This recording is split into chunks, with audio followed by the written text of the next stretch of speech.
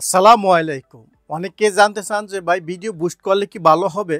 দেখুন, ইউটিউব থেকে অথবা ফেসবুকের থেকে যদি আপনি বুস্ট করেন, সেক্ষেত্রে বুস্ট হয়ে যাবে, কিন্তু সেই ভিডিওগুলো মনিটাইজের অন্তর্ভুক্ত হবে না। কি বলছি বুঝছেন? সেই ভিডিও থেকে কিন্তু ইনকাম করতে পারবেন না যদি বুস্ট করে থাকেন ভিডিওর ভিউ গেইন করার জন্য। তাহলে আপনি কি করতে হবে?